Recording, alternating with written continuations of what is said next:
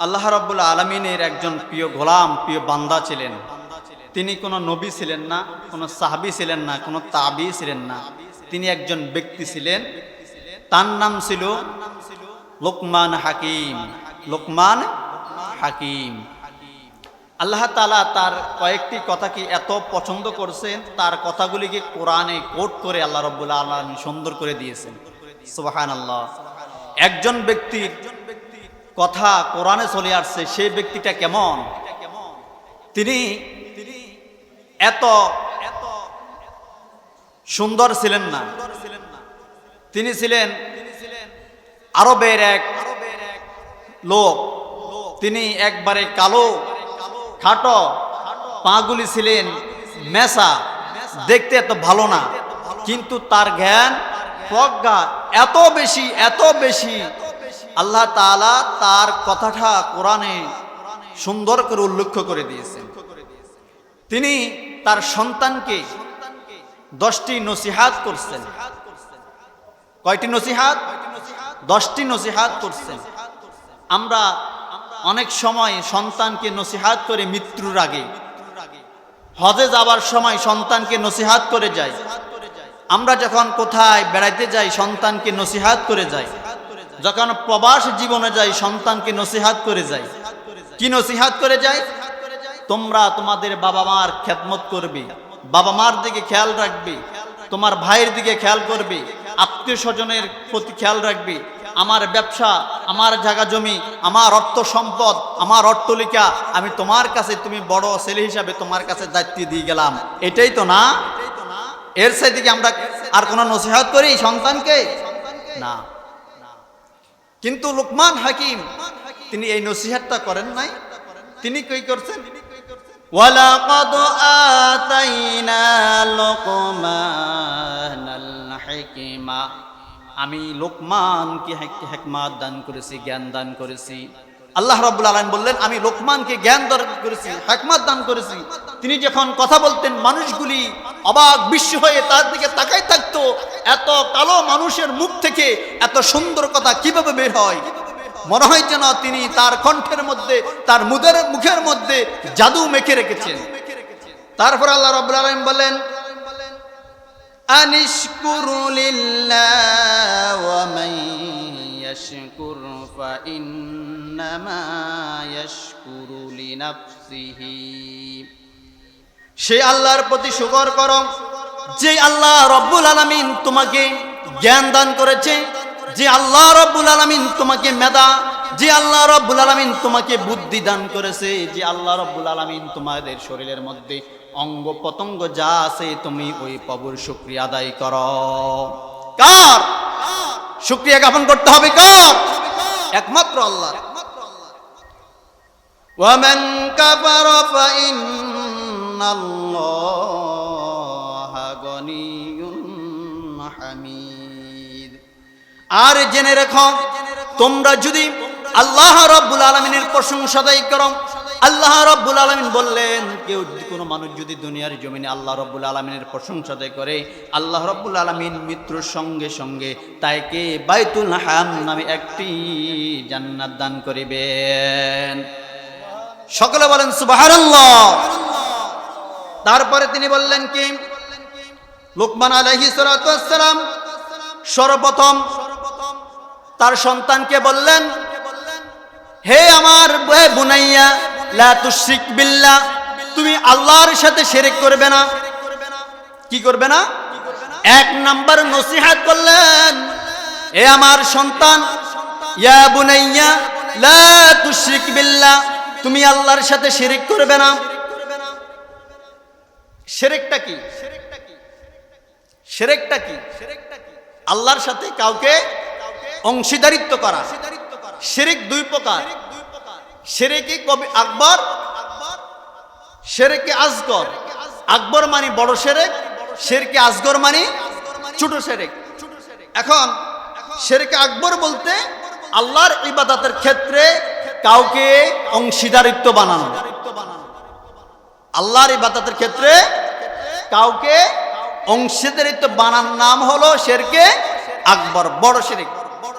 আমি যদি নামাজ পড়ি নামাজ না পড়ে যদি মুক্তির পায়ে সেজদা দিই, এটাকে আল্লাহকে অংশীদারিত্ব করা হয় নাই? কথা বলেন, করা হয় নাই? যদি মুক্তির পায়ে সেজদা না দিয়ে যদি কবরে সেজদা দিই, এটা কি শিরক হয়েছে?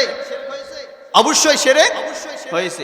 মানে সত্তার আইন বিরোধী ছাড়া আপনি যদি সত্তা যে আইন দিয়েছে এই আইন ছাড়া যদি আপনি যদি সত্তার বিধান ছাড়া যদি ইবাদত করেন, এটার নাম হলো শিরক।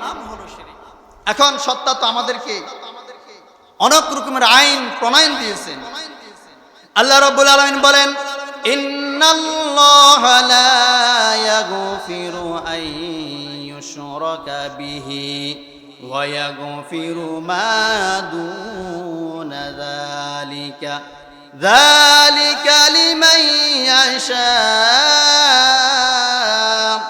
ওয়া মান ইউশরিক বিল্লাহি ফাকাদ দাল্লা দালালাম বাঈদ।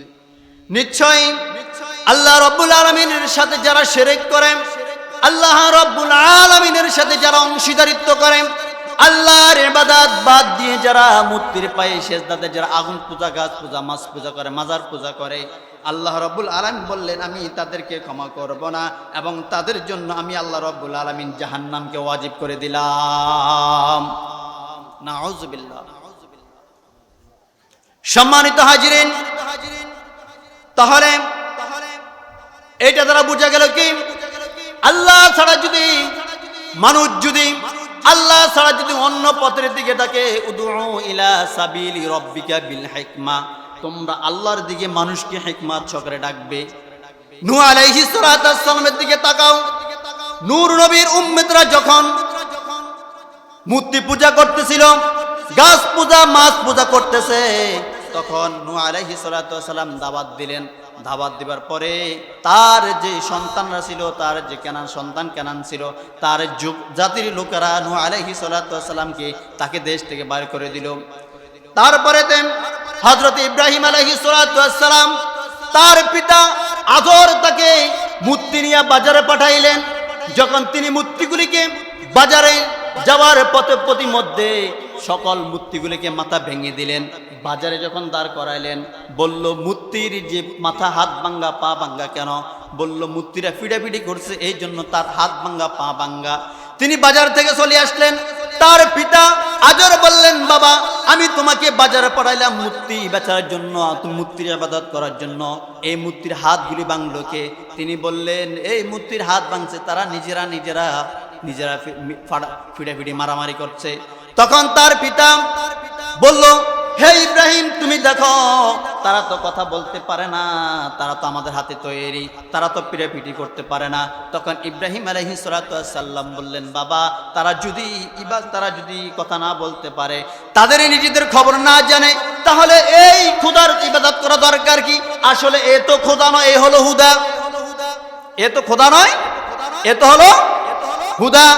আমরা তার চেয়ে একটা জড় পদার্থ লোক, তার কোনো শক্তি নাই, তার কোনো জীবন নাই, সে কিছু করতে পারে না, তাহলে আমরা কেন তার ইবাদত করব? এই যখন বলেছে তখন সবাই বলল, না ইব্রাহিম আলাইহিস সালামকে তোমরা আগুনের একটা মেলা বানায়া সরকার মধ্যে আগুনে পোড়ো। কেন পুড়তে গেছে? কারণ তার জাতির লোকেরা কি করে? শিরক করে। তিনি শিরককে বাধা দিতে চাইছিলেন। তিনি যখন বাধা দিতে চাইছিলেন তখন তাকে কি করলেন? আগুনে পোড়ানোর জন্য চেষ্টা করলেন। আমরা যদি বনি ইসরাইলের জমানার ঈসা আলাইহিস সালামের আগের জমানার যদি একটু তাফসীর খুলে দেখি, আসহাবে কাফের কিছু লোক, ওখানে একজন লোক ছিল তাতিয়ানুস। যখন তিনি একটা মেলার আয়োজন করলেন, মেলার আয়োজনের মধ্যে ওখানে নারীদেরকে উলঙ্গ নাচানাচি করতেছে, ওখানে তার পায়ে সবাই সেজদা দিতে হয়। ওইখানে তারা বিভিন্ন রকমের শিরকের গাছ পূজা, মাছ পূজা করে। তখন ওখানের 7 জন লোক বলল, এইটা তো হতে পারে না, এটা তো হতে পারে না। তখন 7 জন লোক উঠে চলে গেলেন।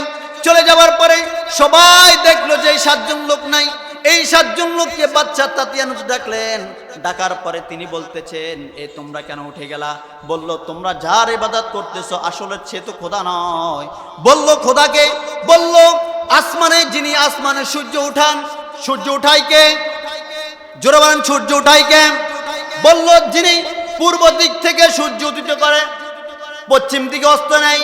আবার যিনি রাত্রকে অন্ধকার করে দেয়, দিনকে আলো করে দেয়, যিনি একটি আসমানকে পরিবেষ্টন করে দিয়েছেন, তিনি একটি জমিনকে পরিবেষ্টন করে দিয়েছেন, ওই আল্লাহ রাব্বুল আলামিনের ইবাদত করো। বলল ওই আল্লাহকে দাবাও। যদি ওই আল্লাহকে যদি দেবাইতে না পারো, তাহলে তোমার জন্য আগামীকাল আমি তোমার জন্য ফাঁসির মঞ্চকে রেডি করে রাখবো। ওই 7 জন যুবকের কোনো উদাহরণ ছিল না, তারা ওই শহরটা ছেড়ে দিয়ে অন্য একটা শহরে চলে গেলেন। ওই গুহার মধ্যে তারা একটা গুহারের মধ্যে আশ্রয় নিলেন। আশ্রয় নিবার পরে তারা ওখানে 309 বছর একসাথে ঘুমাইলেন। আল্লাহু আকবার। তাহলে লুকমান হাকিম তার সন্তানদেরকে বললেন, হে সন্তান, ইয়া বুনাইয়া লা তুশরিক বিল্লাহ, 1 নাম্বার তোমরা আল্লাহর সাথে শিরক করতে পারবে না। আর তোমরা যদি আল্লাহর সাথে যদি শিরক করো, তাহলে তোমাদের জীবনের কোনো আমল কবুল হবে না, এবং আল্লাহ রাব্বুল আলামিন মৃত্যুর সঙ্গে সঙ্গে তোমাদেরকে জাহান্নামটা ওয়াজিব করে তোমাদের নামে লিখে দিয়েছেন। নাউযুবিল্লাহ। তাহলে আমরা আজ থেকে শিরক আরো বেশি করব নাকি? শিরক কাজ ছাড়া ফরজ। আপনি শিরক কাজ ছেড়ে দেওয়া ফরজ। এখন আমাদের সমাজে কিছু লোক আছে লাল কালির ব্যবসা করে, বুঝছেন তো? লাল কালির ব্যবসা করে মানে তাবিজের ব্যবসা করে। কিসের ব্যবসা করে? তাবিজের ব্যবসা করে, জাদু করে, বান্টনা করে, এবং তৎক্ষণার মধ্যে মানুষকে খুব পাগল করে ফেলে, মানুষের সংসার নষ্ট করে। এই সব আলেম অথবা কেউ যদি এরকম থাকে, তাদের পিছনে নামাজ পড়া হারাম হারাম হারাম। তাদের পিছনে নামাজ পড়লে কখনো নামাজ হবে না। এখন আমাদের সমাজে প্রায় প্রচলনগুলি আমরা অনেক আলেমদেরকে দেখি এমন লাল কালির ব্যবসা করে। একজনের সংসারের মধ্যে লাল কালি দিয়ে অন্য সংসার মধ্যে বেজাল লাগায় দা, আবার একজনের মেয়েকে এবং লাল কালির মাধ্যমে নিয়ে আসে। না এমন স্বামী স্ত্রী খুব মধুর সম্পর্ক, পাশে জালে দেখছে, জালে চিন্তা করলো এই দুইজন কেন এত সম্পর্ক, স্বামী স্ত্রীর মধ্যে খারাপ খঙ্কার মধ্যে যায় জিনের মাধ্যমে। এইটা তারা এমন ভাবে জাদু বন্টনা করলো, তাদের মধ্যে তারা খুব বেজাল লাগাইয়া দিল। যেই খঙ্কার এটা করেছে, যেইটা এটা বলেছে, সে হলো কাফের। ইসলামের অন্য একটা ভাষা হলো সে মুশরিক, কারণ তার ঈমান থাকতে পারে না। যে ব্যক্তি শিরক করে তার ঈমান থাকতে পারে না, সে ঈমানদার দাবি করতে পারে না।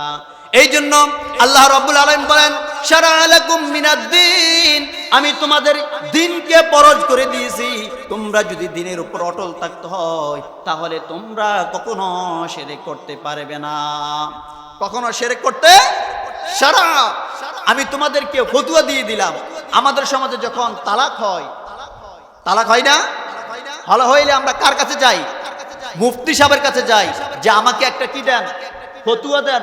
আমার বউরে আমি রাগের বাসায় 100 তালাক দিয়ে ফেলছি, আমার বউটা আছে কিনা একটু কিতাব উল্টে একটু দেখেন। তখন কিছু কিছু আবার মুফতি সাহেব আছে, টাকা দিয়ে আবার ফতুয়াও পাল্টায় ফেলে। তখন টাকার মার চাপ যখন বেশি আসে, তখন বলে আপনার স্ত্রী আপনার জন্য জায়েজ আছে। আর টাকার মার যখন কম হয়ে গেছে, তো আপনার স্ত্রী আপনার জন্য জায়েজ নাই। এটা হলো ফতুয়া। কিন্তু আল্লাহ রাব্বুল আলামিন বললেন, শারা'a লাকুম মিনাদ-দীন, আমি তোমাদেরকে দিনকে ফরজ করে দিয়েছি। যে ব্যক্তি দিনের উপর থাকবে, ওই ব্যক্তি কখনো শিরক করতে পারবে না।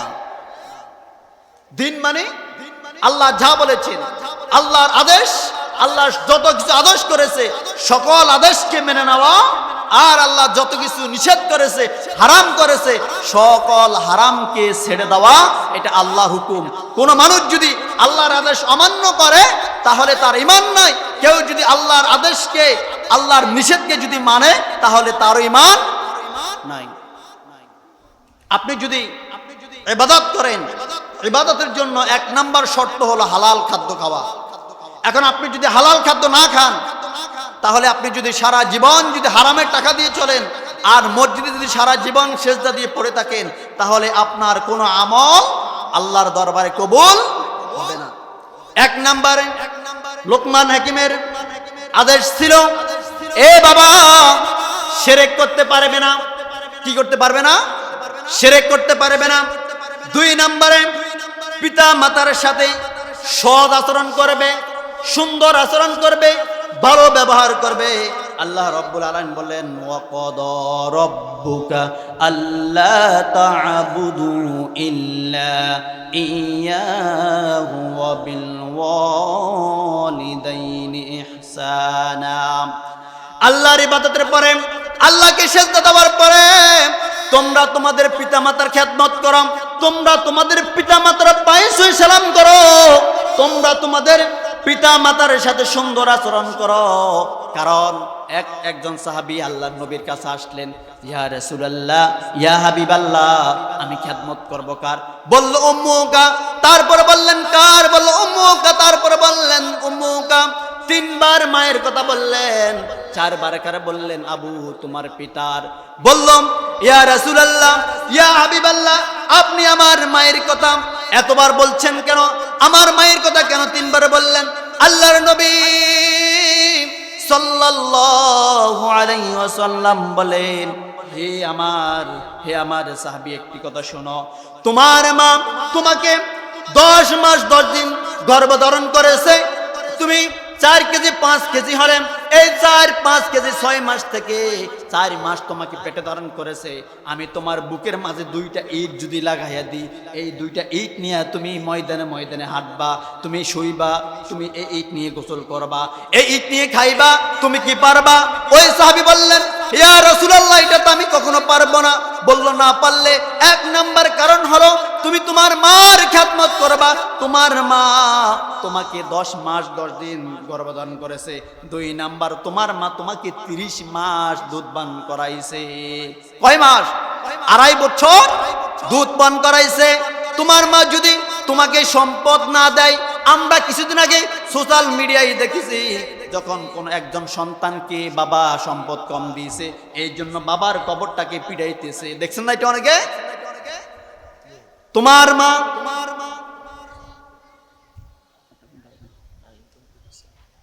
মা যদি,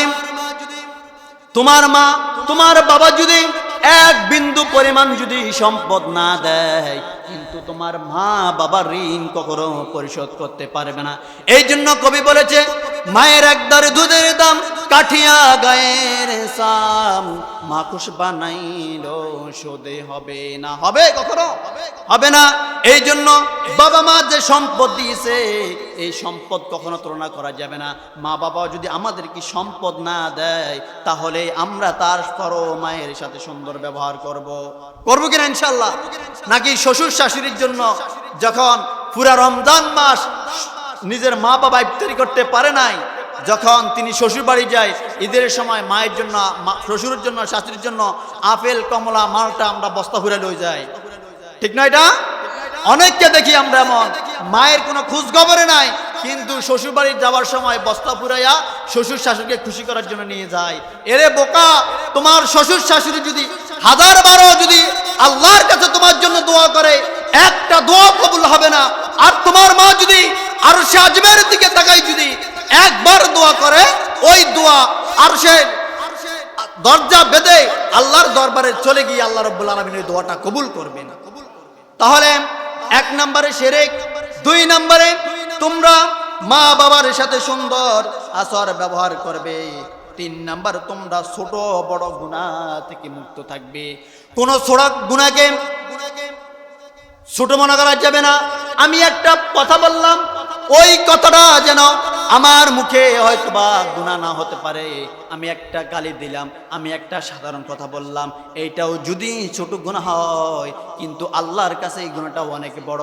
এই জন্য আল্লাহ রাব্বুল আলামিন বললেন, ফামান ইয়ামাল মিসকালা যাররাতিন খায়রান ইয়ারা ওয়া মান ইয়ামাল মিসকালা যাররাতিন শাররান ইয়ারা। তোমরা যদি দুনিয়ার জমিনে যার্রা পরিমাণ যদি আমল করো অথবা খারাপ কাজ করো, এবং অনুপরমাণুর মতো, অনুপরমাণু হলো আমরা যখন শীতের সময় যখন ঘরের পাশে যখন ছোট ছোট ছিদ্রগুলি থাকে, ছোট ছোট ছিদ্রগুলি যখন থাকে, ওই ছোট ছিদ্রগুলির মধ্যে একটা আলো ঘরের মধ্যে প্রবেশ করার পরে আমরা আলোর মধ্যে দেখি কিছু বালু উড়াউড়ি করতেছে, দেখি না এমন কিছু বালু উড়াউড়ি করে। যারা বৃদ্ধ হয়ে গেছেন হয়তো বা চোখের পাওয়ার কারণ দেখেন নাই, কিন্তু চশমা দিলে দেখা যায়। আল্লাহ রাব্বুল আলামিন বললে ইয়ার সে যদি অনুপরমাণু তোমার কোনো গুনাহ অথবা সওয়াব থাকে, আল্লাহ রাব্বুল আলামিনের দরবারে এটা হাজির করা হবে। আল্লাহু আকবার। তাহলে আপনি দিনের আলোতে রাতের অন্ধকারে কি করেছেন? আল্লাহ রাব্বুল আলামিন সব উঠাবেন। এই জন্য কোনো গুনাহকে ছোট মনে করা যাবে না, সব গুনাহকে বড় মনে করতে হবে। 4 নম্বরে লুকমান হাকিম তার সন্তানকে আদেশ দিছে সালাত কায়েম করো। আকিমিস সালাত ইয়া বুনাইয়া, আকিমিস সালাত, নামাজ কায়েম করো, নামাজ পড়ো। এখন আমরা নামাজ পড়ি কিন্তু নামাজ কায়েম করি না। নামাজ পড়তে যাই ঘরের মধ্যে বড় সন্তান 20 বছর 22 বছর 25 বছর শুয়ে রয়েছে, সন্তানকে ডরে রাগাই না, ডরে জাগনা করি না, সজাগ করি না, সে রাগ করবে। নিজে একা একা নামাজ পড়ি আসি, আবার একা একা ঘরে চলে যায়। সন্তান আছে, স্ত্রী বাল বাচ্চা আছে, কাউকে আমরা নামাজের জন্য বলি না। আল্লাহর নবী সাল্লাল্লাহু আলাইহি সাল্লাম বললেন তোমরা সন্তানদেরকে 1 নম্বরে তোমরা তোমাদের সন্তানদেরকে নামাজের তাগিদ দাও। তোমরা জেনে রেখো এই নামাজের জন্য আমি উহুদের ময়দানে যুদ্ধ করেছি, আমি বদরের যুদ্ধ করেছি, আমি 28টা যুদ্ধের নেতৃত্ব দিয়েছি, আমার জবানে 86টি যুদ্ধ হয়েছে, সব যুদ্ধ আমি করা লাগছে, সব যুদ্ধের নেতৃত্ব দিয়েছি একমাত্র এই নামাজের জন্য। ইসলাম যদি বিজয় না হতো, ইসলাম যদি প্রতিষ্ঠা না হতো, তোমরা ভারতের মতো আজকে এভাবে নামাজ পড়তে পারতে না, ঠিক কিনা? যদি ইসলাম যদি আমাদের দেশে যদি ইসলাম যদি প্রচার হতো না হতো, তাহলে আমরা এভাবে নামাজ আদায় করতে পারতাম না, পারতাম? দেখেন আজকে ভারতে প্রায় মসজিদগুলি ভাঙি ফেলে। শুধু ভারত নয়, চীনে, রাশিয়া প্রায় মুসলমানদের উপর এমন নির্যাতন করতেছে, ফিলিস্তিনে এমন নির্যাতন করতেছে। আমরা যেভাবে একবদ্ধ হয়ে ইবাদত করতেছি, তারা নির্জনেও আল্লাহর ইবাদত করতে ভয় পায়, কেউ সামনে পড়ে কিনা। তাহলে তার চাইতে আমরা সুখে আছি না? যদি আমাদেরকে আল্লাহ বলে তোমাদেরকে এত সুযোগ থাকার পরও তোমরা কেন ইবাদত করো নাই, আল্লাহর কাছে কি জবাব দিবেন? কি জবাব দিবেন? 5 নম্বর হলো তোমরা ভালো কাজ আদেশ দিবে, মন্দ কাজে নিষেধ করবে। যেই সমস্ত ভালো কাজগুলি আছে এই ভালো কাজগুলি তোমরা সুন্দরভাবে করবা এবং মানুষকে ভালোর পথে ডাকবা। কখনো মানুষকে বেজার লাগাবে না, মানুষের প্রতি কখনো গালমন্দ করবা না। এখন আমরা কিছু মানুষ আছি মুনাফিক, এদের কথা অমুকের কাছে লাগাই, এইটা আমাদের পুরুষের মধ্যে কম, কিন্তু মহিলাদের মধ্যে এই প্রচলনটা সবচেয়ে বেশি, ঠিক না? এটা কাদের মধ্যে বেশি? 2 ভাই একসাথে বহুদিন থাকে, 2 জন তখন একসাথ হলো, তখন 2 ভাইয়ের সম্পর্কটা দুই ভাইয়ের সম্পর্কটা কি হয়ে গেল? বিচ্ছিন্ন হয়ে গেলেন। তাহলে 5 নাম্বার 6 নাম্বার আমাদের যে বিষয়টা, 6 নাম্বার হলো যে সর্ব অবস্থায় সবর করতে হবে। আমরা যদি সর্ব অবস্থায় যদি সবর করি, ওয়াসবির আলা মা আসাবাকা, যে তোমরা আল্লাহর উপর সবর করে চলবে। যদি আল্লাহর উপরে যদি সবর করে চলতে পারো, তাহলে আল্লাহ রাব্বুল আলামিন তোমাদেরকে সুন্দর একটি জীবন গড়ার সেই তৌফিক দান করবেন। 7 নাম্বার তোমরা মানুষের দিক থেকে কখনো মুখ ফিরে কথা বলবে না। তোমরা যখন বড়লোক হবে, ক্ষমতার দিকে হবে, তখন তোমরা মানুষের দিকে মুখ ফিরাবে না। নির্বাচনের আগে যেমন, নির্বাচনের পরও তেমন তোমাদেরকে থাকতে হবে। একটা উদাহরণ দিলাম আর কি। 8 নাম্বার তোমাদের যে গুণ থাকতে হবে, সেই গুণটা হলো তোমরা অহংকার করে চলা যাবে না। 9 নাম্বার তোমরা একবারে বিনয় হয়ে চলতে হবে। ওয়া ইবাদুর রহমানিল্লাযিনা ইয়ামশুনা আলাল আরদি হাওনা ওয়া ইযা খাতাবাহুমুল জাহিলুনা ক্বালু সালামা। তোমরা দুনিয়ার জমিনে একবারে বিনয়ভাবে চলবে। 10 নম্বরে যেই গুণটা থাকতে হবে, তোমরা কথা বলার সময় উচ্চ আওয়াজে বলা যাবে না। যেখানে সুন্দরভাবে ভদ্রভাবে কথা বলা দরকার, এখানে এইভাবে কথা বলা যাবে না। আমরা যে 10টি গুণের কথা বলছি সংক্ষিপ্ত সময়, এই 10টি গুণ যেন আমরা আমাদের সন্তানদের মাঝে আমরা বিতরণ করতে পারি, তাদেরকে নসিহত করতে পারি, আত্মীয় স্বজনের মাঝে আমরা নসিহত করতে পারি। আল্লাহ রাব্বুল আলামিন আমাদেরকে এই 10টি গুণ, এই 10টি নসিহত আমাদের সন্তানদেরকে সহ আমাদেরকে সহ আমরা আমল করার তৌফিক দান করুন। আমিন। আসসালামু আলাইকুম ওয়া রাহমাতুল্লাহি ওয়া বারাকাতুহু।